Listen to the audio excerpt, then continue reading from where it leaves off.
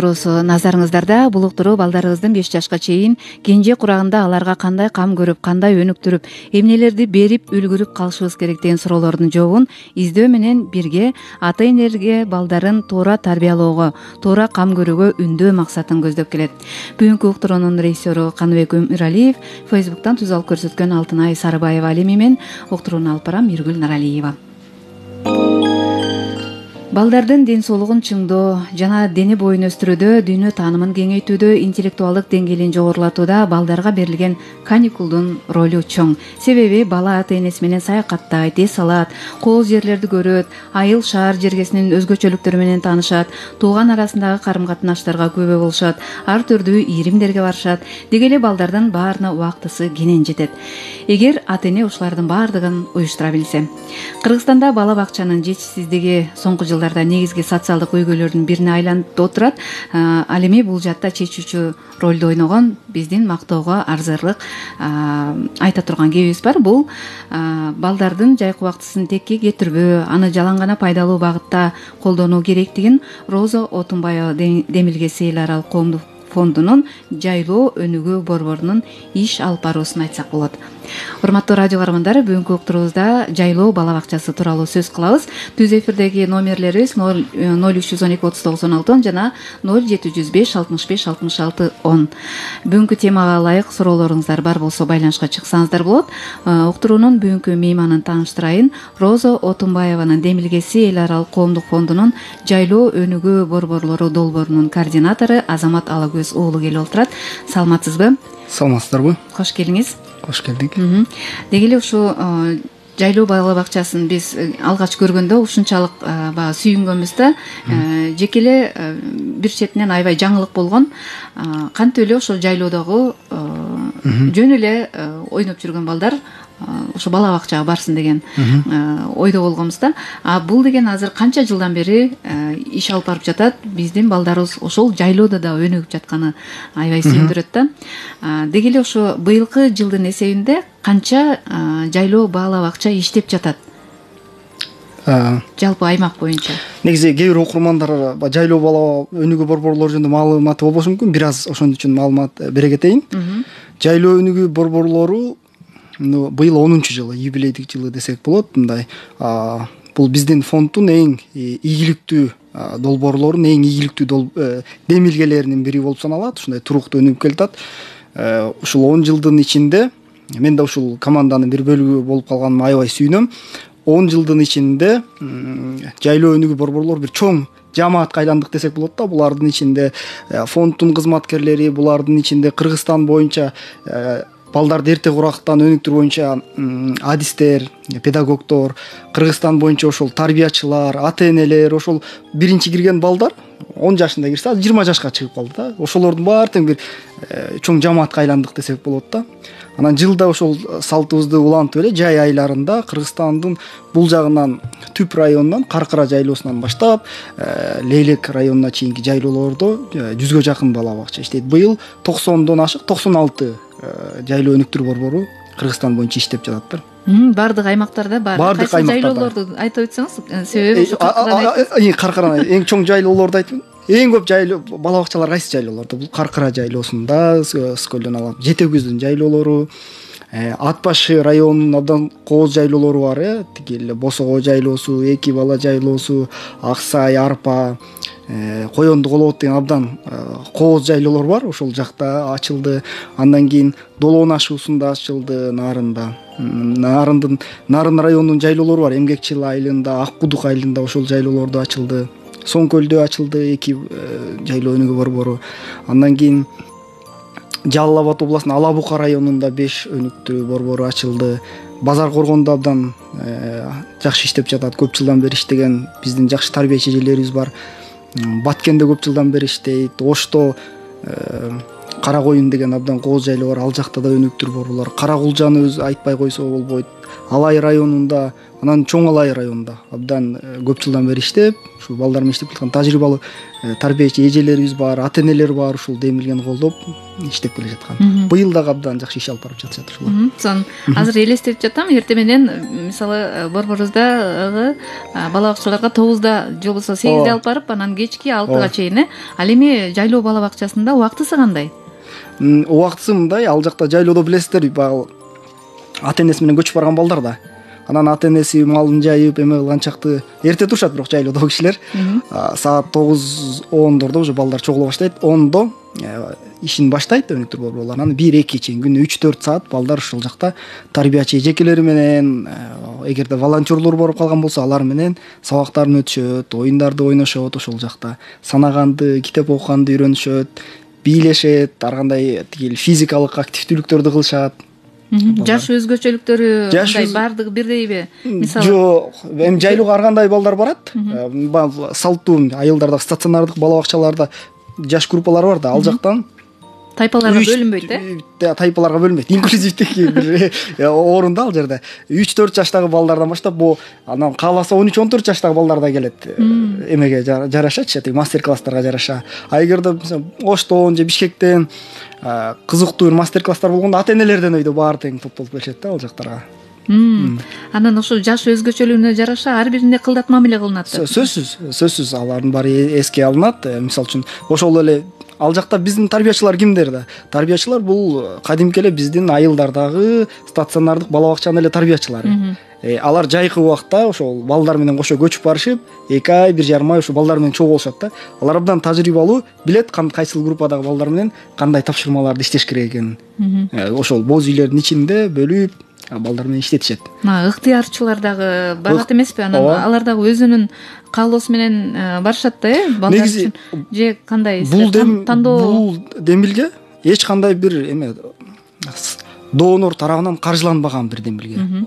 Бул ишти кылгандардын баардыгы тең, бул өз ыктыярдуу.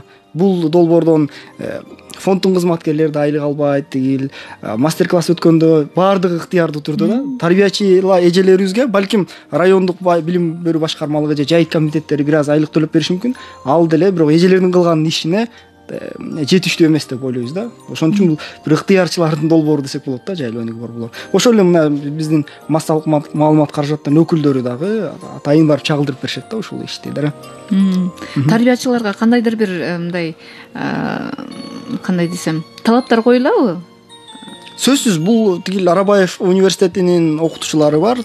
Ал жакта Токон Апсаматова деген абдан тажрыйбалуу билим берүү чөйрөсүндө, өзгөчө эрте курактан өнүгүү чөйрөсүндө баарына белгилүү эжекебиз бар. Педагогика илимдери боюнча окумуштуу. Ошол эжекелердин, Арабаевдин биздин башка тарбиячылардын жалпы мындай консультациясы, кеңештери менен бир окуу программасы кабыл алынган. Эмне сабактар өтүлүшү керек, кандай иш-чаралар болуш керек ал жакта ошол жанагы жайкы мезгилин ачылгандан баштап кандай талаптар болуш керек тарбиячыларга. Анан ал ошол биздин программабыз жылда жаңырып турат. Ошол Арабаев университетинде педагогика кафедрасында бизге бекитип берип турушат. Анан биз аны жалпы тарбиячылар менен бөлүшүп таратып турабыз да. Ата энелердин дагы катышуусу абдан активдүү болуш керек, алар эмеге жайлоолорго дагы жараша болот. Анан абдан мындай ушуну колдоп иштеген ата энелер бар. Кээ бир чындыгын айтыш керек, кээ бир жайлоо өнүктүрүү борборлорунда ата энелер көп баягы айылдагыдай балдарын жиберип коюп анан катышпаган учурлар да бар да. Бирок жайлоо өнүктүрүү борборлору бул балдар үчүн эле эмес, бул ата энелер үчүн дагы. Мына жакында эле биздин Ибрагим Нуракун уулу деген журналист агабыз бар. Ысык-Көл областынын жайлоо өнүктүрүү борборлорун кыдырып, ошол жактагы ата энелерге, аталар көп келбей койду, тилек каршы апаларга балдарды тарбиялоо боюнча өзгөчөлүк балдарга кандай мамиле кылыш керек, кантип кийин алардын балдарын жакшы билим алып, чет өлкөлөргө карьера кылышына кантип ата энеси салым кошулат. Ошол боюнча эмелерди быйылкы иш-чараны айтып атам да. Өтүп келди, абдан мындай ата энелер бизге ыраазы болуп атышат ошого. Андан сырткары мындай жайлоо өнүктүрүү борборлорунда тарбиячы эжелерибиз өздөрүнүн демилгеси менен ушул жакта ата энелер менен волейбол, футболдорду уюштуруп, балдар менен чогуу аркан тартыштарды уюштуруп, кол күрөшүндай кичинекей фестиваль кылып өздөрү деле уюштуруп жүргөн убактарда көп да. Биз баардыгына тилек каршы катыша албай калабыз, жол алыс болгон үчүн. Бирок сүрөттөрүн, видеолорун көрүп мындай ошол ичинде жайлоодо болуп аткан энергияны алабыз да, сүйүнөбүз да. балдардын жанагы майда моторикасын өнүктүрүү үчүн майда жанагындай иштерди кылыш керек, кесүү же чаптоо бир нерсени жасоо. Анан ушул жаатында дагы көбүрөөк ушундай көрүп калабыз да чындыгында. Ошол жайлоодо жүрүп чындыгында мисалы өзүбүздүн бала кезибизди эстей турган болсок, ал учурда пластилинди эле жайлоого алып барбай деле мындай таштарды, кадимки эле суунун жээгинде таштарды терип, аларды чогултуп топ-таш ойноп, же болбосо бир өсүмдүктүн бутагынан бир үй жасап, ушулардын баардыгы балдарга сонун мындай чыгармачылыкка да үндөйт эмеспи? Сөзсүз. Бул жаратылыштын өзү эле канчалык деңгээлде жайлоолор өзү эле жайлоолор бир чыгармачылыкка үндөгөн жерлерде ошол жака барган балдардын эле мындай эстетикалык табити башкача болуп өзгөрөт да. Мисалы Кыргызстанда жайлоолорду болбосо билбейм кандай композиторлор, кандай акындар, жазуучулар чыгат эле да. Мен ишенем мурдатан бери эле ушундай, азыр деле биздин ошо жайлоо өнүктүрүү борборлордогу балдар Кыргызстандын кийин келечектеги мыкты чыгармачыл инсандар болот да. Башка жактарын айтпайлы, ол чыгармачыл жагынан алганда жайлоонун энергиясы, атмосферасы өзү ошондой. Алар күнүндө кыргыздар канча 1000 жылдан бери, 2000 жылдан бери кандай жашоо өткөрүп келатса, жайлоодо азыркы жайлоолордо жашоо дээрлик ошол эле окшош. Телефон кириши мүмкүн, машина кириши мүмкүн, бирок калган ошол эле сары май, ошол эле кымыз, ошол эле малдар, ат минишет, үй бүлөдөгү ролдор, балдар эмне иш кылыш керек, ата энесин аябай. Бул бир жагынан бизде жайлоолор биздин кандай салттуулугубузду сактап келаткан жерлер да. Ошо алгачкы тарбиялануучулардын жыйынтыгын азыр мындай эмнени айтып бере аласыз? Мисалы азыр 20 жашка чыгып калды деп атасыз. Мисалы кесип тандоодо же болбосо кандайдыр бир алдыда ийгиликтерин байкай алдыңыздарбы? Өзгөчөлүктөр. Биз атайын бир ушун мониторинг кыла элекпиз, бирок пландарыбыз бар да, ошол биринчилердин кандай жеткен. Биз баягы азыр тарбиячылардын сөздөрүнөн эле айтабыз да. Алар мектепте жетишкендиктер жөнүндө айтышат. Мисалы үчүн нарында бир балабыз бар, ошо кичинекей кезинде манас айтып, видеолору да бар. Азыркыга чейин мектепте активист экен да, ал бала манас айтып. Кичинекей кезинде ошону жайлоодон үйрөнгөн нерсесин улам чоңоюп кеткен же. Жана майда моторикалар деп айтып калбадыңызбы? Негизи биздин Кыргызстан боюнча эле колдон келишинче мектептерде, бала бакчаларда иштеп келатышат тарбиячылар. Анан жайлоо борборунда деле ошол Монтессори педагогиканын элементтери дагы пайдаланылчу. Анан быйылдан баштап биздин фонддун аткаруучу директору Додурул Шаршеевна өзү тажрыйбалуу педагог, анан алтын казык деген демилгелеп чыккан да. Ошол жөн эле Монтессори педагогиканы эмес, кыргыздын улуттук каада салттарын, оюндарын, биздин өзүнүн этнопедагогика бар да, ошонун элементтерин Монтессори педагогикага аралаштырып, балдардын майда моторикасын, ой жүгүртүүсүн, анан салттарды үйрөнүүсүн кылып, алтын казына деген бир демилгени. Алтын казык, алтын казык. Алтын казык, кечиресиз, алтын казык деген демилгени болуп, бул Супарада бир интерактивдик фестиваль кылганбыз. Анан ошол жерде 5 эмеге бөлгөн да, ордого. Меримдүүлүк ордосу, ошол мындай кичинекей колдор деп майда моториканы өнүктүрүүгө арналган, анан тил ордосу депчи. Анан ошону бул жака биз эжелерди чакырганбыз да, региондордон келген. Ат башын райондук билим берүү бөлүмүндө иштеген бир эжебиз бар. Барча деген радиодон айтып койсом жакшы болот. Ошол барча эже ошону бир күн келип катышып көрүп, анан жайлоо өнүктүрүү борборлоруна барып, өздөрүнүн мүмкүнчүлүктөрү менен ошол жактан ат башыдагы жайлоо өнүктүрүү борборлору бир жерге фестиваль өткөзүштү да кайра. Ошол бул жакта кылгандардын баарын тең. Анан ал жакта балдар сүзмө, өз колдору менен сүзмө жасашты. Тоголоктоштуруп эмелерди жасашты, кийизден оюнчуктар жасашты, чийден ат токушту, мындай кичине эме кылыпчы, визуалдаштырып. Кичинекей алар камчы деп ат жабдыктарын, аттарын баарын айтып беришип, ал жерге чоң энелер, чоң аталар дагы келди. Анан алар кичинекей балдарга дагы өздөрү эмелерди өтүп беришти да. Мисалы чачты кантип өрүш керек. Бир апабыз бар экен, ал неберелери менен жайлоого барыптыр. Неберелерин бүт баарын театр кылып коюптур эми алып. Өзү кошо манас айтат экен, алар менен Каникейдин монологун айтышат экен. Чоң энеси ар жакта неберелери бийлеп атат, чоң энеси бер жакта ошо. Аябай жагымдуу эме болду да ошол. Баардык гармонияда, Гармонияда. Аябай сонун. Анан ал жакта интернет тартпайт, телефон жок балдардын колунда.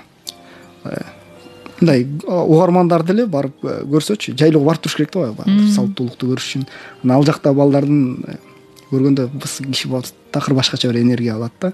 Анан баардык ошо бала бакчалар боз үйдөбү? Боз үйдө, дээрлик 95% боз үйлерде. Анан кээ бир жерлерде, мисалы үчүн, кээ бир эжекелерибиз бар, биздин айыл малчыларыбыз айылдын чекесинде эле ошол. Ушул жерге деле биз ачып иштей береличи деп. Кадимки эле үй. Ошол. Кээ бир жай тоолуу айылдар бар да. Айылдарда чабандар айылдын эле чекесинде турат. Анан баягы мамлекет салып берген садикте деле жайында жабылып калат да. Алар акыры эме лагерь сыяктуу кылып ошол жакта иштете беришет да. Ошондой да тажрыйбалар бар. Негизи боз үйдө биздин ата бабаларыбыз илгертен эле балдарын бир колумтоого отургузуп, жомок айтып, ушу кичинекей кезинен бери эле тарбиялаганда ушул нерсенин баардыгы кайталанып жаткан турбайбы? Жанагы Монтессори педагогиканын максаты эмне? Бул салттуу билим берүүдөн айырмаланат. Балжакта бир бөлмөдө баары тең бир партага отуруп эме кылышпайт да. Балдар ары бери басып, каалаганын кармап көрүп, өзүнүн эмесине жараша. Боз үйдүн ичинде ошондой деп элестетсек болот да. Биздин бала бакчалардын дээрлик көпчүлүгүндө эме жок. Стол жок. Балдар кадимкидей эле жер төшөккө, шырдак, кийизге отурушат. Анан ошол жактан жана сүрөт тартышат, китептерин окушат. Ошол жакта иш аракеттерин кылышат да. Бир жагынан бир эркиндик берет да балдарга, бир жагынан баягы конформистик психологияны калыптандырбайчы, ушундай кылыш керек сөзсүз деген. Чектөөлөр болуп экен. Анан өзүндө оюн эркин айтууга дагы ал жактан аябай балдардай кенен оюн айта алат болуш керек да. Себеби ошондой кененчиликте шарт кенен болгондон кийин балага да ушул мүмкүнчүлүк түзүлөт да. Эмелер здания, имараттар кишинин имараттар болуш керек, сөзсүз шарт керек да ал окуш үчүн. Бирок кээде ушундай дагы аларга ушундай башынан ушундай тажрыйбаны өткөрүү бир эркиндик сезимин берет да аларга, сөзсүз сиз айткандай. Жакшы. Биз деген ушул мен бир ошол жөнүндө да бир айтып коеюн, андан кийин сиз сөзүңүзгө аралжы. Ушул биздин жайлуу өнүктүрүү борборлорун ишке ашырып атканда биздин региондордо абдан мындай көп жылдан бери бизге жардам берип келаткан ыктыярдуу эжелерибиз бар. Ош областында, Жалал Абад областында, бүт областтарда бар. Анан өзгөчө бул жакта ушу жайлуу өнүгүү борборлору фонд баштап эле ошого катышып келаткан Элмира Шерматова деген Нарын областында да эжебиз бар. Быйыл да биз менен мастер класстарды өтүп, өз алдынча дагы өтүп, негизи эле Нарын областындагы эрте билим берүү боюнча абдан адисибиз бар да. Ушул эжебизге да чоң ыраазычылык билдиришибиз керек. Сөзүңдү улай эле ошол Элмира Шерматова айымга байланышка чыксак, себеби жогоруда айтылгандай бул фондко чоң салым кошкондор бул ата-энелер, педагогдор деп айтып жатабыз, мугалимдер. Анан биз азыр байланышка чыгып көрөлү. Нарын мамлекеттик университетинин мугалими, педагогика илимдеринин кандидаты, жайлоо өнүгүү борборунун эксперти Элмира Шерматова менен азыр байланышып көрөлү.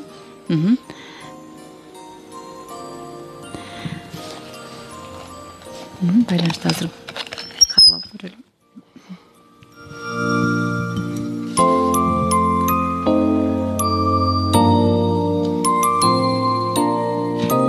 Негизи ушундай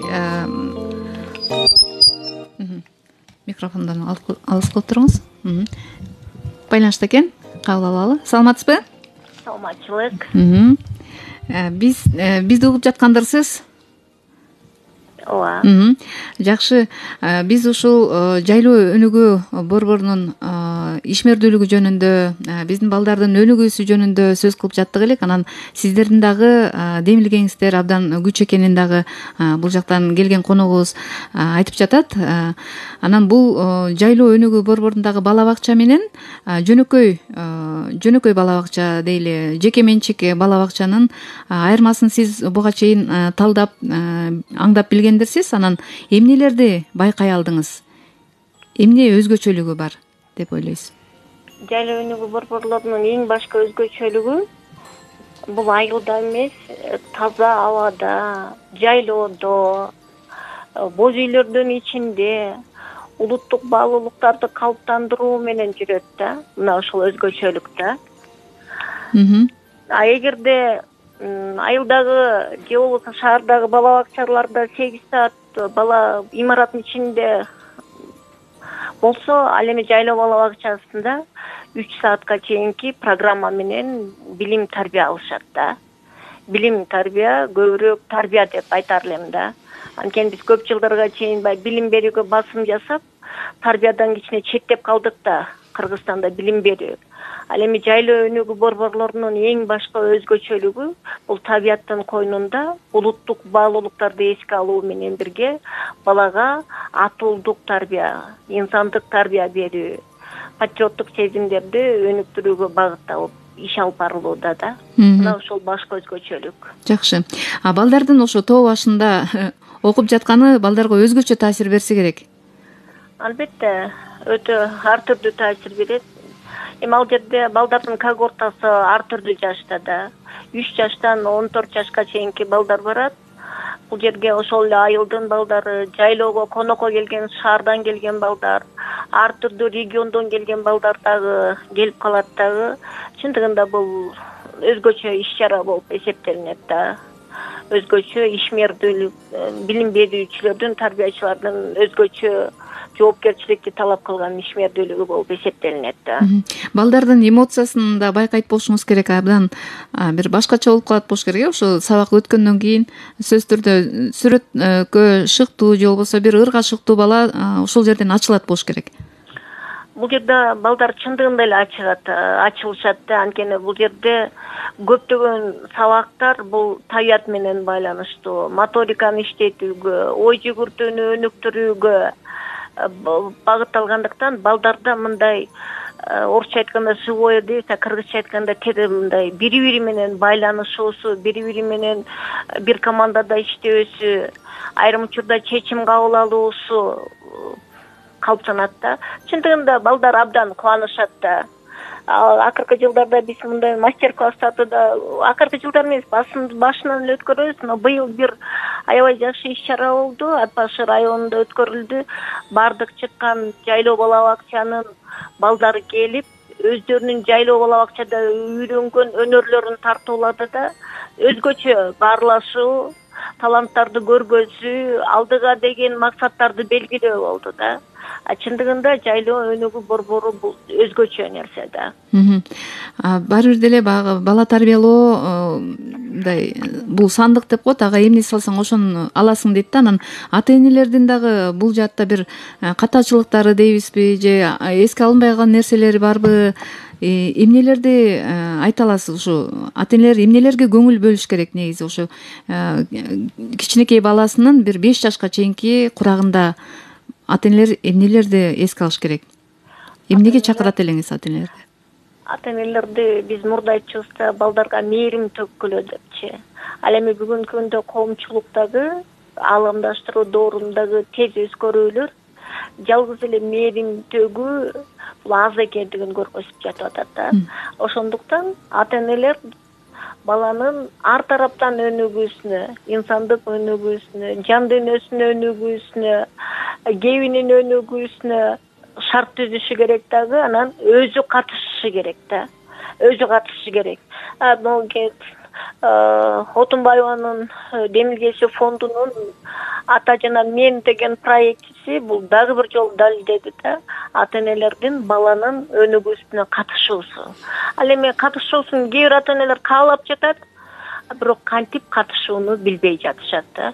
Ошондуктан бүгүнкү күндө биз бала, эгерде 5 жаштагы бала ар тараптан жакшы, мыкты өнүгүүсү кийин ата эне өкүнбөшү үчүн ата энелерди баланы өнүгүүгө үйрөтүшүбүз керек да. Мен практикамда бир окуя болду эле, бир жайлоо өнүгүү борборунда чоң атадан жомок деген бир мастер-классын өткөрүүнү чечип барып, биз мастер-класска чакырып өтүп, анан чоң аталардан сурасак, чоң аталар жаш, 45-55 жаштагы, бирок бирөө дагы жомок айтканды билбейт экен да. Бул өтө өкүнүчтүү нерсе,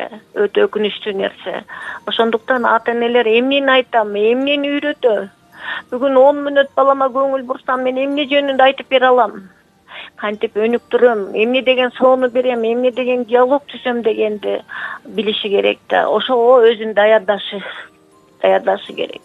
Бирок кээ бир ата энелер буга убактыбыз жок деген ойду айтышат да. Демек ата эне издене билиш керек экен, издениш керек. Ал баланын деңгээлине түшүп, бала менен бирге кайрадан өнүгүү этабын басып өтүшү керек да. өзүнүн тигидей жогорку позициядан эле бала сен өнүкпөй атасың, сен эмне мындай болуп атасың дебестен кел чогуу өнүгүп көрөлү деш керек да. Ата эненин жоопкерчилиги зор да бүгүнкү күндө. Чоң рахмат.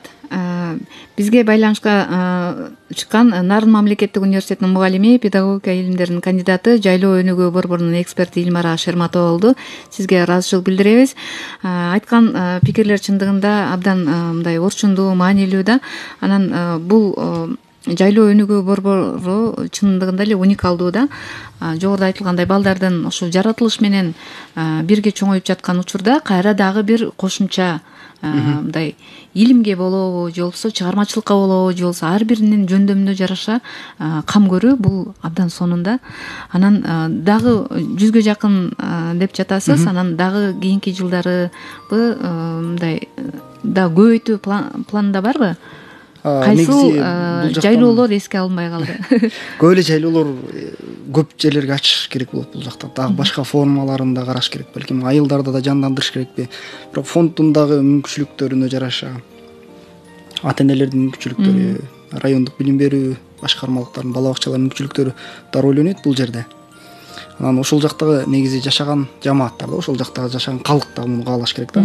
Сырттан эле алып барып силер ачкыла деп дагы ачтыра албайбыз муну. Анан биз баягы санын көбөйтүү эмес, мындан ары эмеге дагы көбүрөөк көңүл бөлөлү деп атабыз да.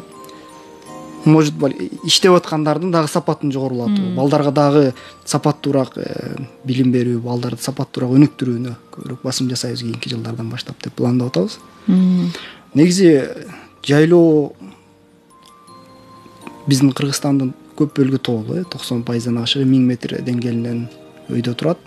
Анан тоолорду өнүктүрүү, тоолордун туруктуу өнүгүшү ошол жакта жашаган калк менен аябай тыгыз байланышта.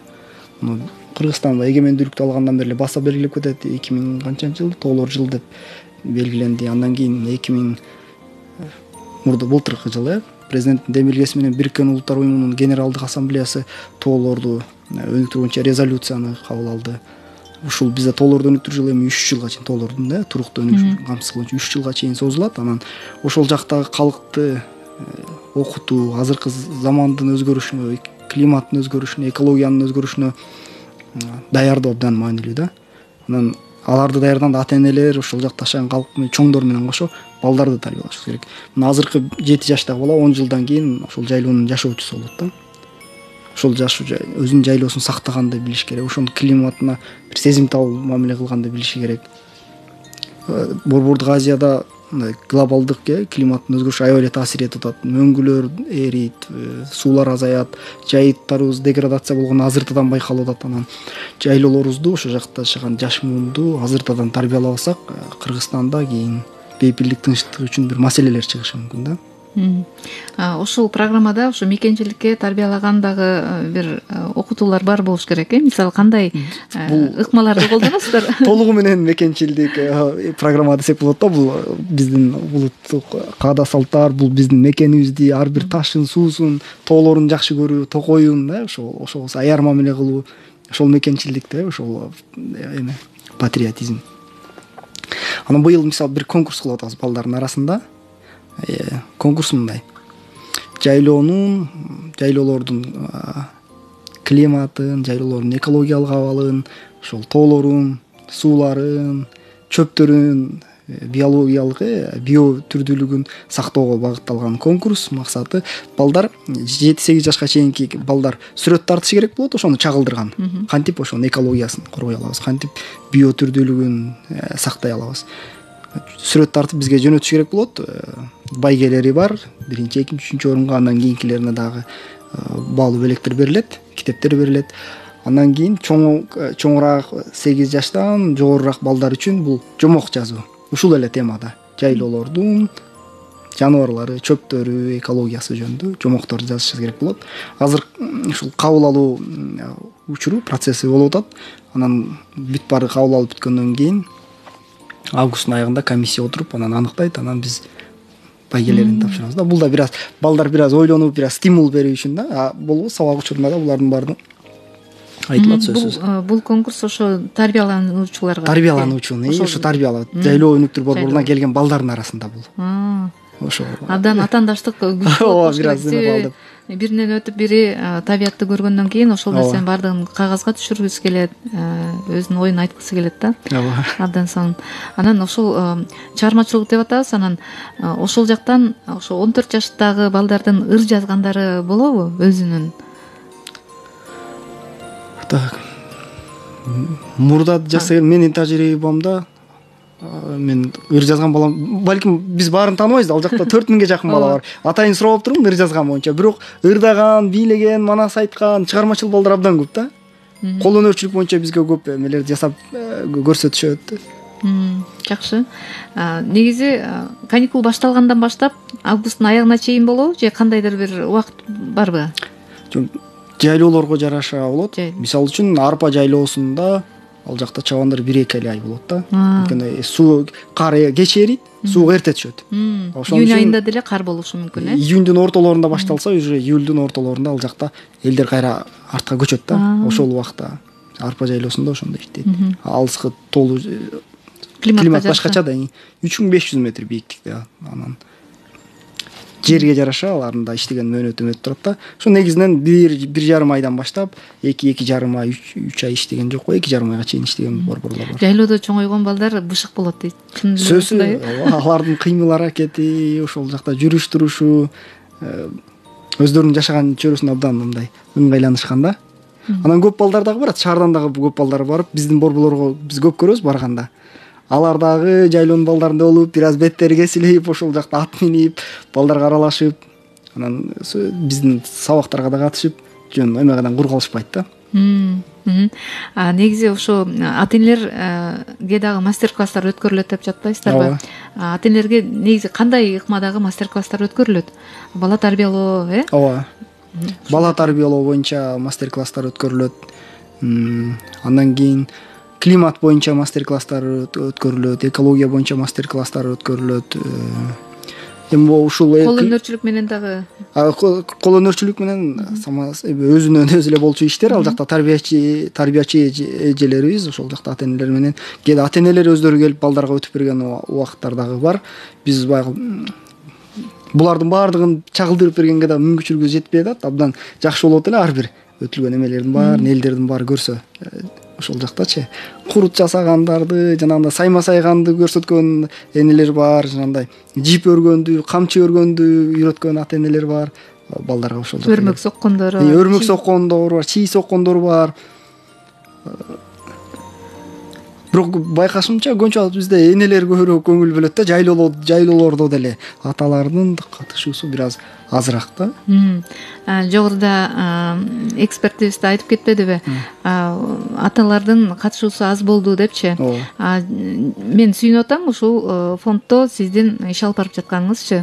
Анан бул демилгени сиз өзүңүз эле колдондуңузбу жашооңузга? Көбү мындай бала тарбиялоого басым жасай беришпейт да аталар. Бизде фонддо атайын ушун үчүн бир долбоор баштаганбыз, 2-жыл иштеп атат азыр. Атам менен деген Нарын областында иштеп атабыз, 2 райондо. Долбоордун максаты ошол аталарды кичинекей куракта балдардын тарбиясына катышуусун жогорулатуу боюнча да. 2 жылдан бери атайын айыл өкмөттөр менен иштедик. 30га жакын эмелер болду, мастер-класс окутуулар болду аталар үчүн. 1-июнга карата конкурс дагы уюштурулду. Аталар менен балдар эме Кыргызстан ден соолук комитеттери деген уюм бар, ошол менен бирге конкурс болду.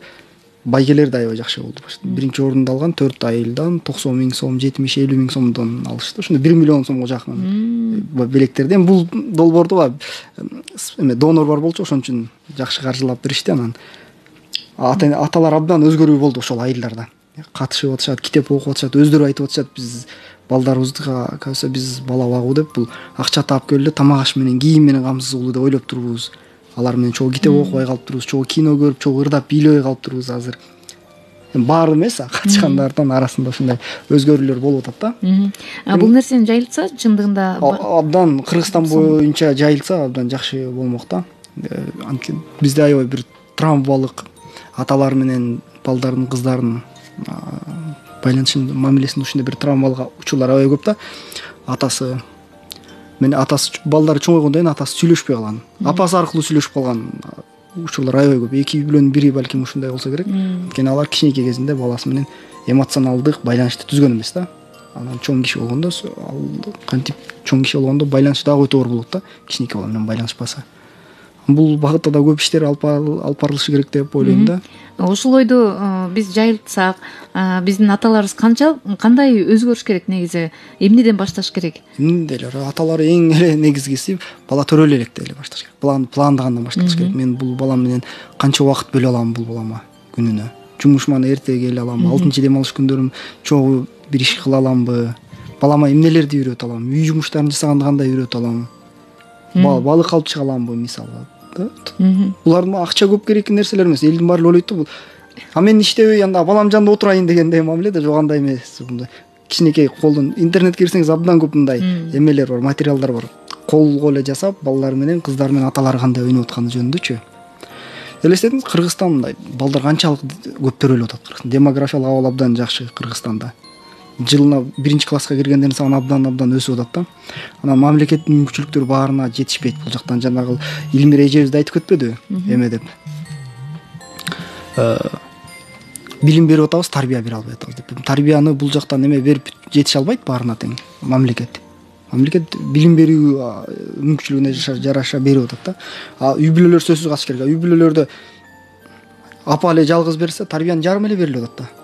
Демек биз дагы 50%га тарбияны балдардын өнүктүрүүсүн күчөтсөк болот да. Дагы 50%га балдар мындан да билимдүүрөөк, мындан да көбүрөөк убактысын ата-энеси менен чогуу өткөргөн, дагы мындай чөйрө менен гармонияда жашаган балдар болсо, Кыргызстандын өнүгүүсү дагы тездейт. Стабилдүү, жакшы, бейпил коомду курабыз да. Жомок айтылбай калды деп да жогоруда айтылды да. Чындыгында бул эм ачуу чындык.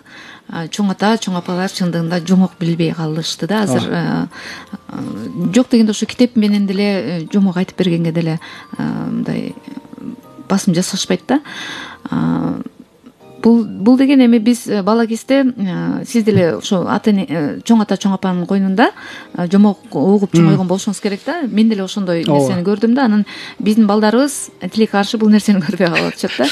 Анан чоң ата мүмкүн чоң ата, чоң апаларга деле бир мастер-класстар. Сөзсүз. Бул жакта балдарды тарбиялоодон мурун биринчи чоң аталар менен чоң энелерди, аталар менен апаларды тарбиялашыбыз керек, чынын айтканда.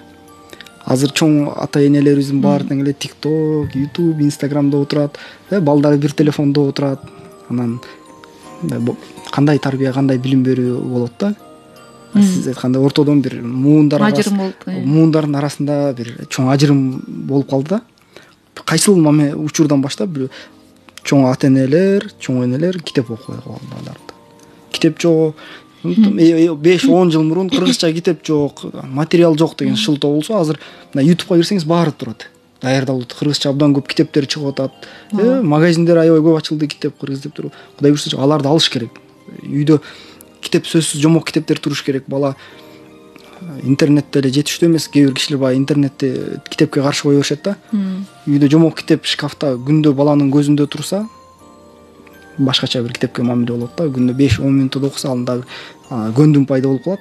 Кийин ошол адатка айланса, ал китепсиз тура албайт. Китеп окуу маданиятын киргизиш керек да, ар бир үй бүлөчү.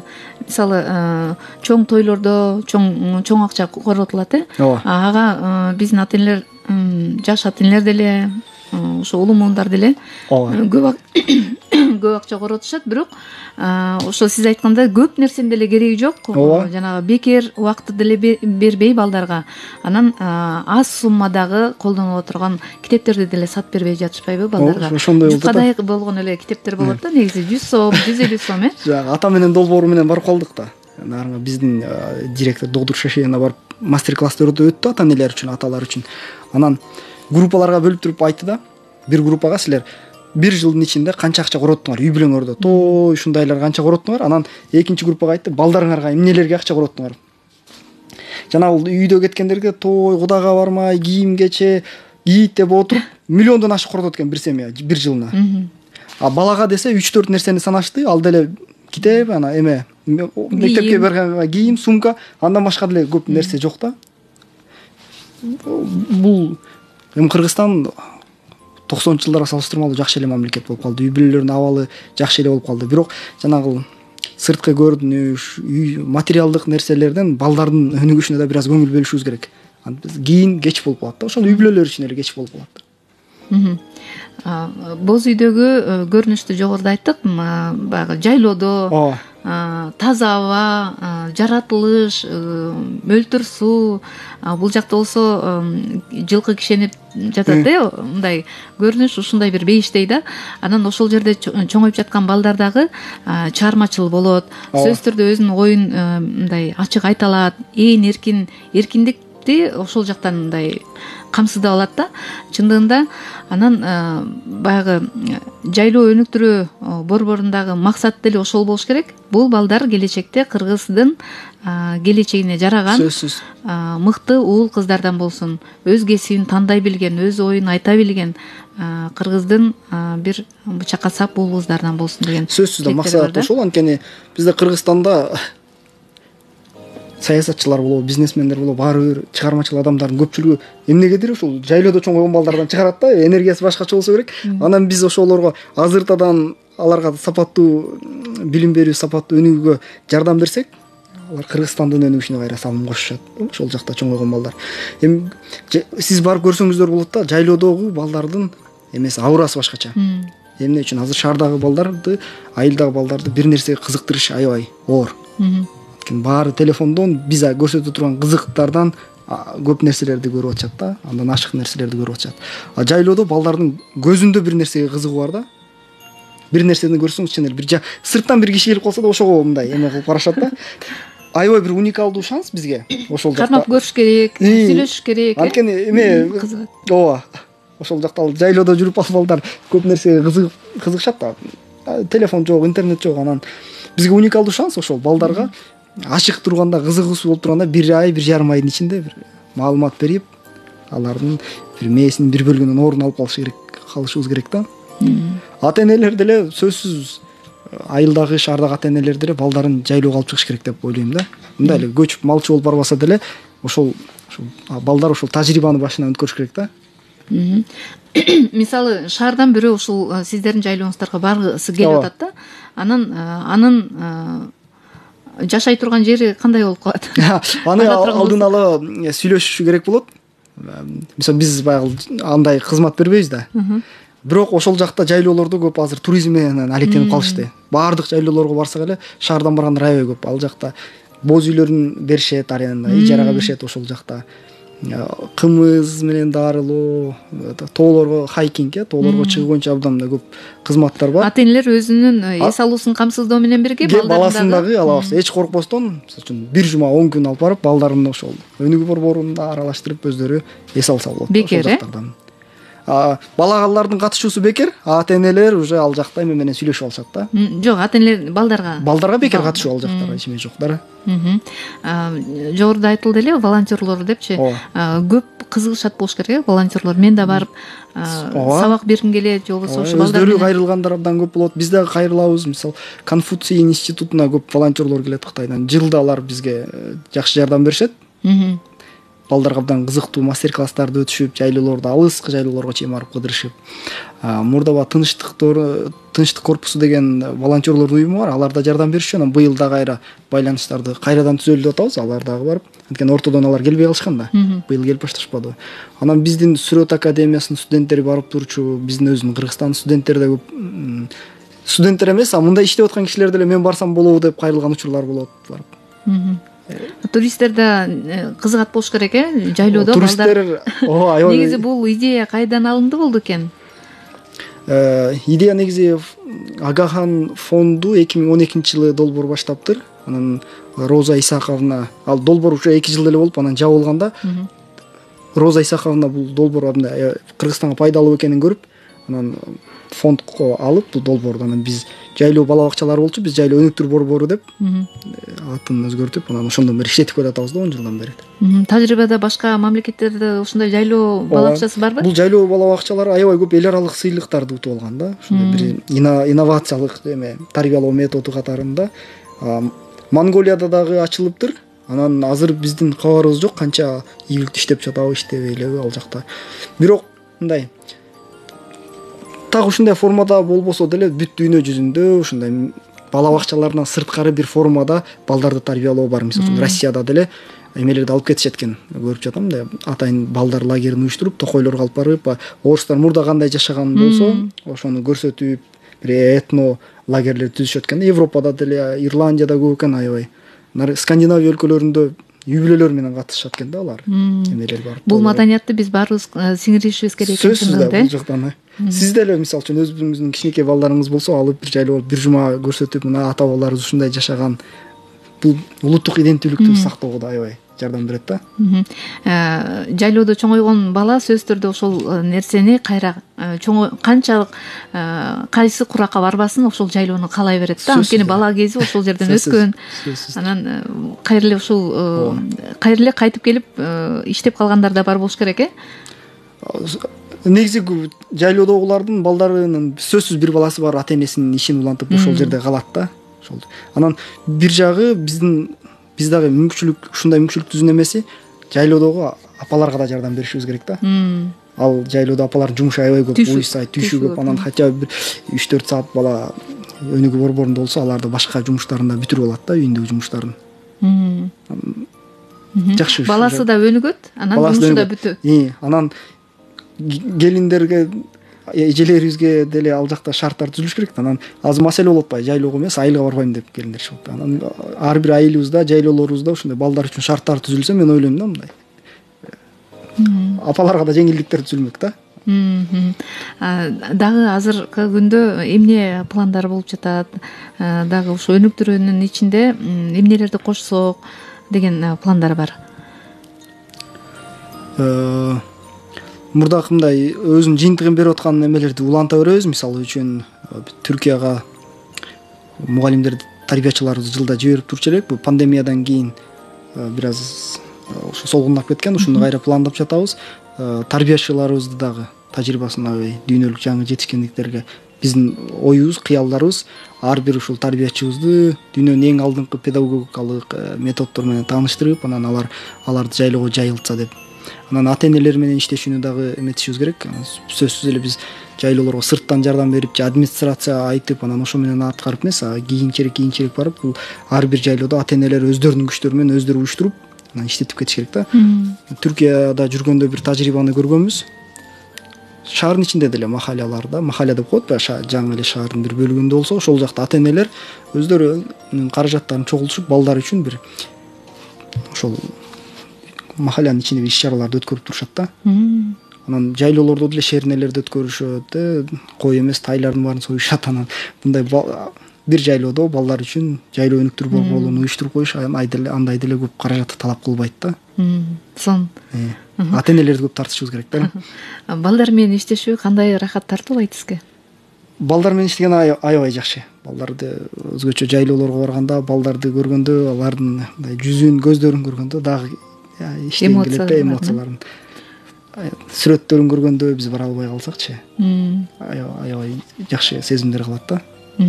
Алардын кубанычы, баягы ар бир нерсени кабыл алуусу дагы абдан күч болуш керек да. Анткени 3 жаштан деп жатасыз, 3 жаштагы куракта ушунчалык абдан баардык жакшы нерсени сиңирип алат эмеспи? Эмнени көрсөтсө да, жаман нерсени көрсөтсө, жаман нерсени сиңирип алат. Анан ушул пайдалуу нерсенин баарын сиңирип аткандан кийин сөзсүз түрдө ошол мындай жыйынтыгын берет болуш керек. Сөзсүз да. Сөзсүз биздин баягы адистер айтып атышпайбы, балдардын эң мындай мээсинин калыптанып бүткөн учурлары бул 3-5 жаштарга чейин болот депчи. Андан кийин мээс бир аз бөлүгү гана калыптанат. Аябай маанилүү учурда ушундай жана булчуң эс тутумдары калыптанат. Жыт эс тутуму да бир нерсени. Ошол жайлоонун шубактын, гүлдүн жытын, чөптүн жытын, суунун, тоонун жытын менен чоңойгон балдардын эмесинде ал мээсинде төөлүп калат да ал. Башка жакка кетсе деле сөзсүз ошол жыт эстегенде кичинекей нерсе кезиндегилердин баары эсине келет да. Жакшы.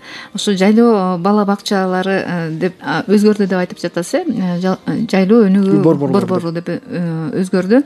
Бул жерге дагы баягы кошумчалай турган нерселерди да айттыңыз, алдыда пландардычы. Негизи айыл жергесинде деле, же болбосо борбордо деле ушул нерселерди уюштурса болобу, жайкысын? Ооба, ошондо көп ошондой азыр сунуштар түшүп атат. Анан муну коомдук демилге кылып сөзсүз ишке ашырышыбыз керек. Азыр мен Бишкекте жаңы конуштардын биринде жашайм. Мектеп жабык. Баардык балдар азыр лагерге деле барышпайт да. Ата-энелердин мүмкүнчүлүктөрүнүн баардыгы эле жок. Анан балдар күн ысыкта жанагы чаң көчөлөрдө ойноп жүрүшөт да. Анан ошол жакта коомдук демилге кылып, ошол жакта жана квартальныйлар бар, айыл жергиликтүү жана территориалдык эмелер бар да, административ бөлүктөр. Ошолор ата-энелер менен кеңешип 2-3 кварталда бирден күнүнө 2-3 сааттан бери иш-чараларды уюштуруп турса абдан жакшы болмок да. Жаңы конуштагы балдарды айтып жатсаңыз. Мен жаңы конуштагы балдарды айтып жатам. Ошондой эле да. Азыр быйыл дагы аябай ысык болбодубу? Балдар болсо көчөгө да чыкпай калышты да, үйдө камалып калышты да, чындыгында. Ошондой болуп атат. Анан телефонго абдан жакшы эме муунду тарбиялоо мүмкүнчүлүгүн жоготуп атабыз да. Ушундай сиз жакшы сунушту кылып атасыз, көп айтып атышат ушуну.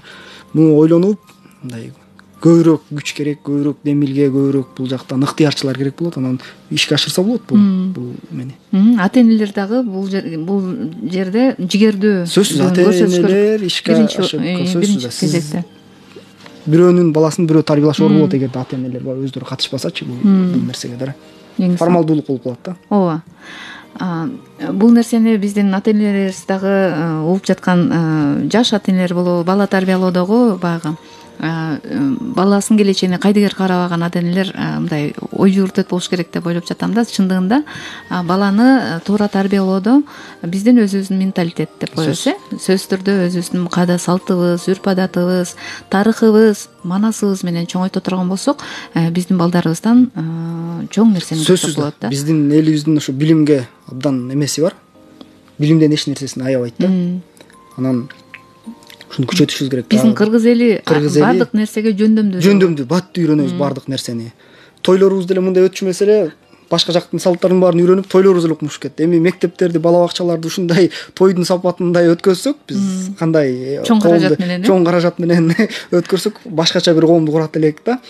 Бир айтайын, жанагы 19-кылымда бизде жаңы мектептер ачылып баштаган, Усули жадид деп жаңы мектептер деп.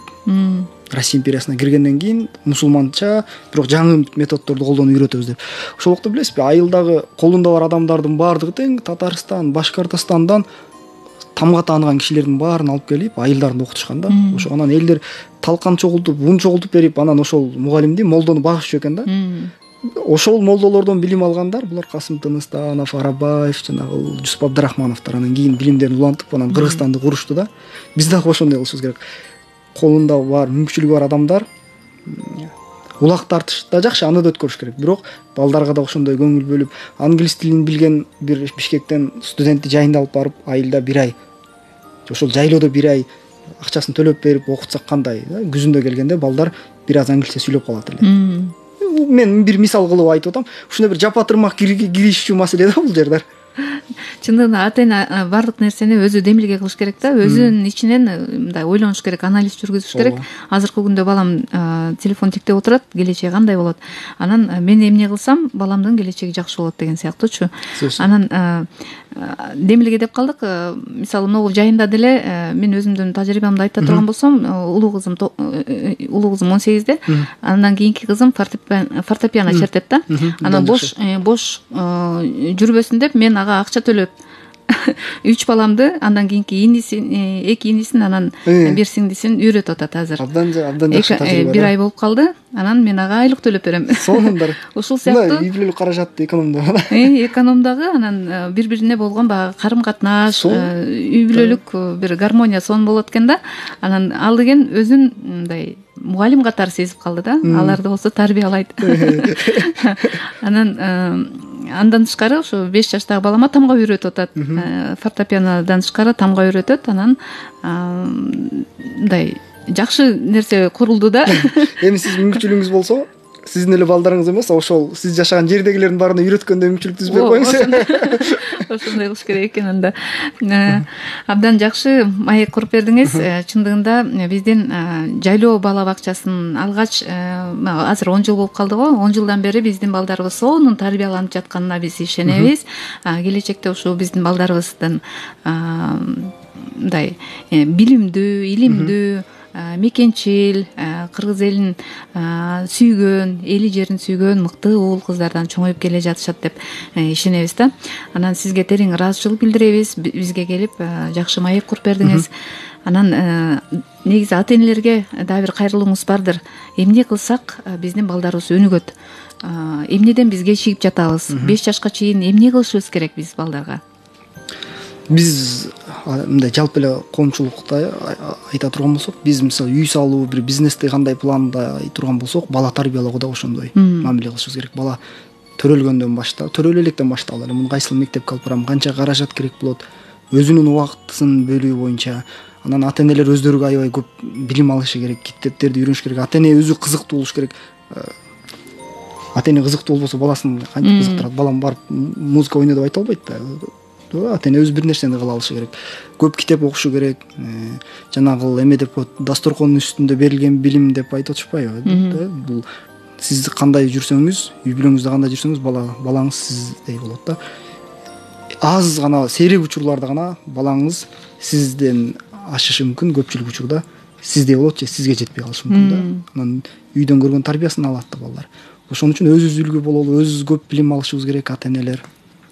Анан балдарыбыз бизге окшош болот же бизден дагы күчтүүрөөк болот. Ата эне күзгү деп коет эмеспи? Сөзсүз. Күзгү. Сөзсүз. Бул педагогиканын эмеси ушул да.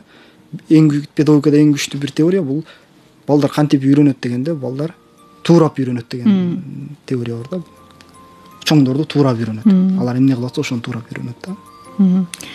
Андан жакшы ыраазычылык билдирели. Сизге чоң рахмат. Кыргыз радиосуна дагы ылайым эле ушундай актуалдуу темаларды чыгарып турган үчүн ыраазычылык билдиребиз.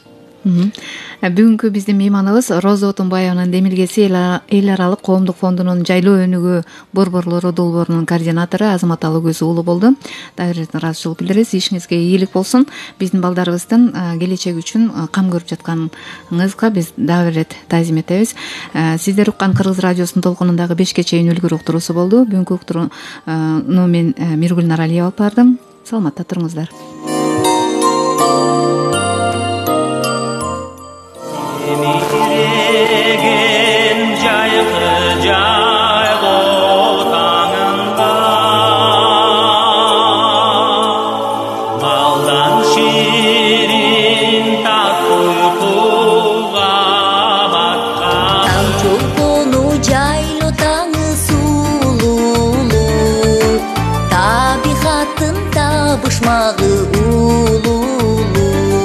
Ыргалаттагайын дарактар, ырдатып да булбул акынын, күшүлүп да булут айланат.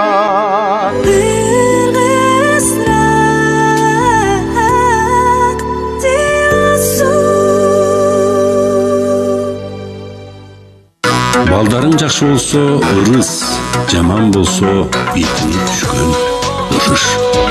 Кыргыз радиосу жан дүйнөнүн азыгы. Кыргыз радиосу жан дүйнөнүн азыгы. Канышкыя FM 104.6.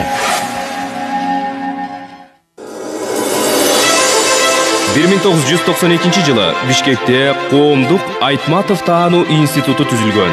Ошондой эле Бишкекте Айтматов чыгармаларынын китепканасы 1993 жылы